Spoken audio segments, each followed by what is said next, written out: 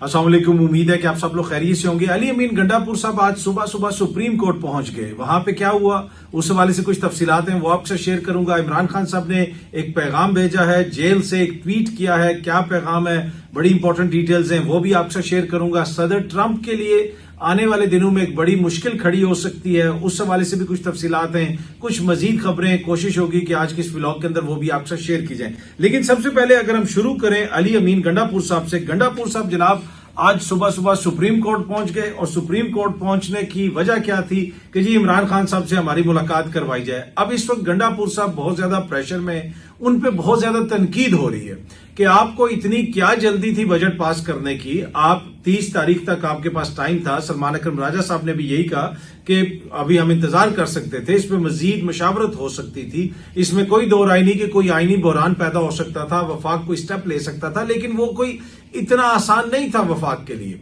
लेकिन फिर भी बड़ी जल्दी में बजट पास करवाया गया। उसके ऊपर आरफा नूर साहब हैं, सीनियर जर्नलिस्ट, डॉन न्यूज पे प्रोग्राम करती हैं। उनके प्रोग्राम में सहाफी अरशद अजीज मलिक साहब ने बताया कि अली अमीन गंडापुर ने एमपीएस को डराया कि अगर बजट पास ना हुआ तो हमारी हुकूमत चली जाएगी, हम वापस जेलों में होंगे। ऐसी सूरत हाल बनाई गई कि हर कोई खौफजदा हो गया। अली अमीन गंडापुर पहले वर्कर्स के जज्बात को ऊपर लेके जाते हैं और फिर यू टर्न ले लेते हैं। तो इस किस्म का माहौल वहां पर बनाया गया, एक खौफ की फजा क्रिएट की गई कि पता नहीं क्या हो जाएगा, वफाक क्या कर देगा अगर फौरन ये बजट पास नहीं किया गया। उसके बाद जब प्रेशर आया, कल जो अलीमा खान साहिबा ने गुफ्तगू की, उसके बाद जो सोशल मीडिया पे हुआ, अब अली अमीन साहब अंडर प्रेशर हैं और अब वो सुप्रीम कोर्ट पहुंच गए कि जनाब इमरान खान साहब से हमारी मुलाकात करवाई जाए। अच्छा, सुप्रीम कोर्ट किधर गए जी? सुप्रीम कोर्ट वो जाके जस्टिस मंसूर अली शाह साहब की अदालत में पहुंच गए कि जनाब इमरान खान साहब से हमारी मुलाकात करवाई जाए। उसके ऊपर अली अमीन गंडापुर साहब को जस्टिस मंसूर अली शाह साहब ने कहा कि जी इमरान खान से मुलाकात, आपका ये जो भी मसला है आप उसके लिए चीफ जस्टिस ऑफ पाकिस्तान से रुजू करें।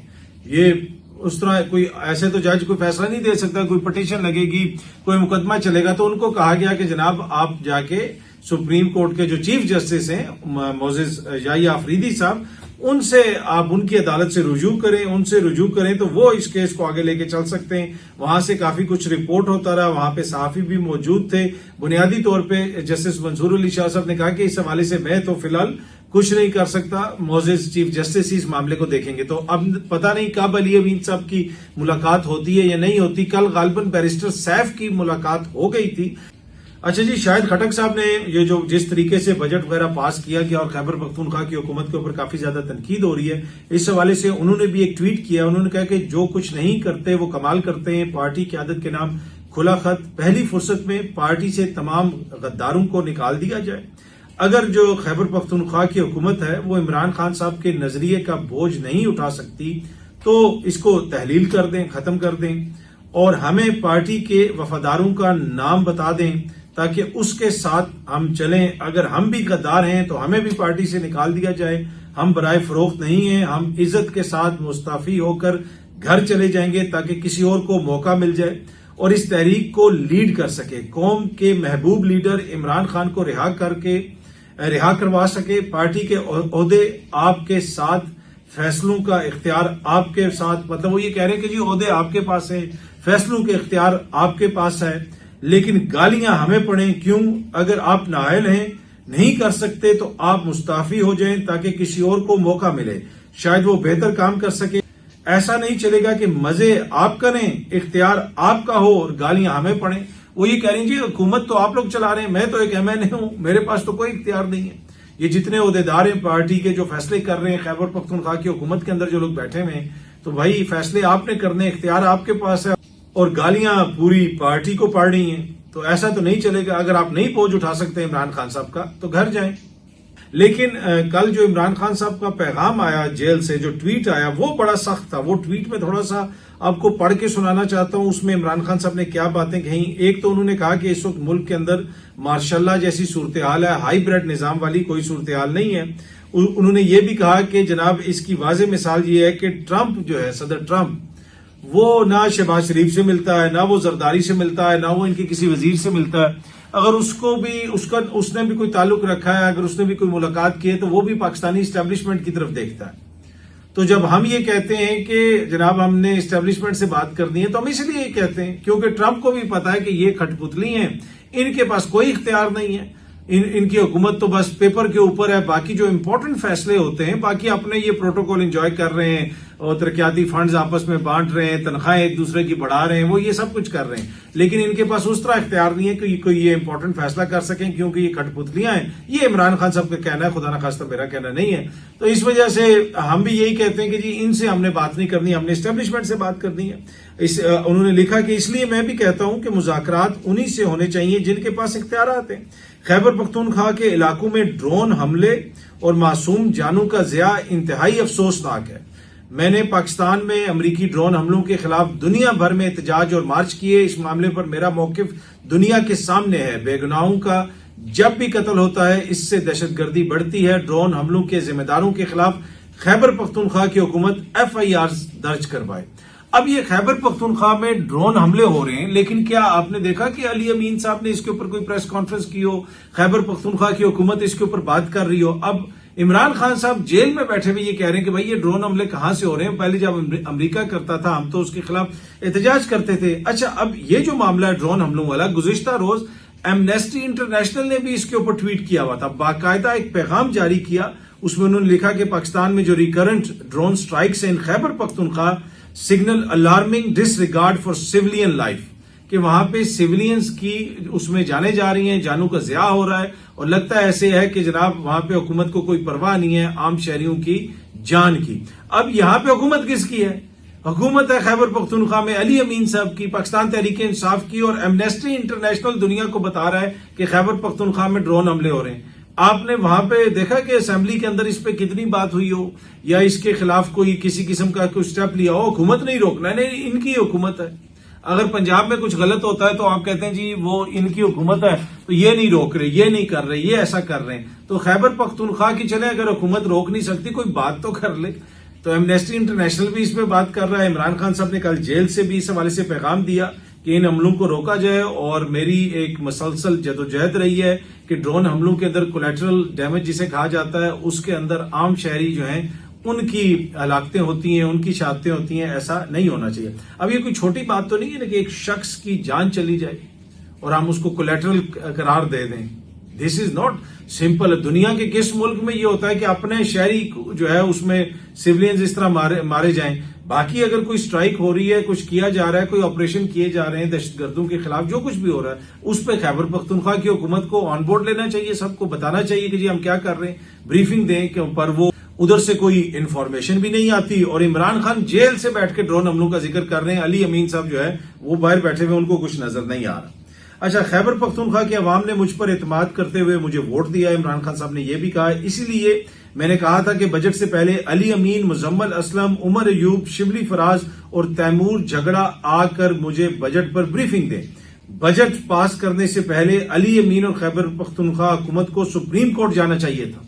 اب خان صاحب نے کہا کہ ان کو تو پہلے جانا چاہیے تھا کہ جناب ملاقات ہماری نہیں ہو رہی، ہم نے بجٹ پاس کرنا ہے۔ وہ بجٹ پاس کر کے آج علی امین صاحب جو ہے صبح صبح سپریم کورٹ پہنچ گئے۔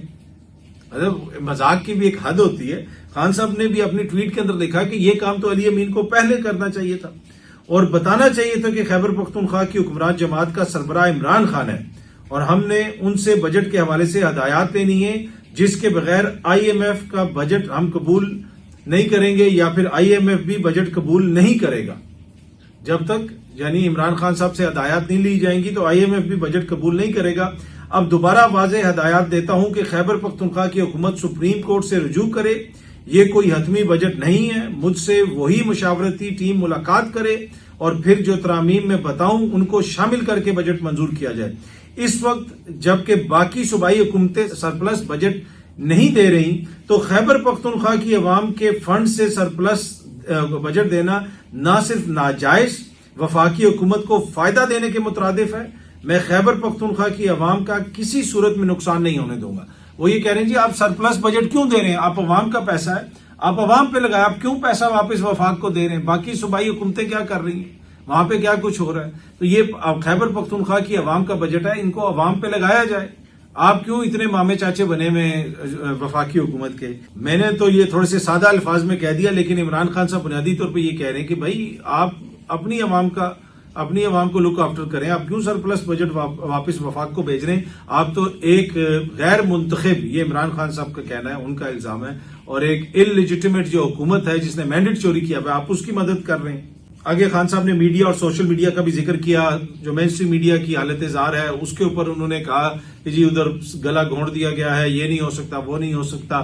دوسری جانب انہوں نے سوشل میڈیا کی طرف تعریف کی اور کہا کہ سوشل میڈیا کی وجہ سے حق کا علم بلند کر کے رکھا ہوا ہے سوشل میڈیا نے، اور میں سوشل میڈیا کو خراج تحسین پیش کرتا ہوں. سوشل میڈیا کی وجہ سے ہی عوام کی آواز زندہ ہے. تو یہ بڑا سخت پیغام عمران خان صاحب نے جیل سے دیا ہے. اچھا جی، اس وقت اب صورتحال یہ ہے کہ ملک میں آج خبر آ رہی ہے، ایکسپریس رپورٹ کر رہا تھا کہ اگلے 1 مہینے کے لیے بجلی مہنگی ہو سکتی ہے. چینی کی حالت یہ ہے اس وقت کہ چینی 210 روپے تک ریٹیل ہو رہی ہے. جی ہاں جی، 210 روپے فی کے جی تک ریٹیل ہو رہی ہے. یہ سامنے آپ دیکھ سکتے ہیں. مفتاح اسماعیل صاحب نے بھی اس حوالے سے ایک بیان جاری کیا ہوا تھا.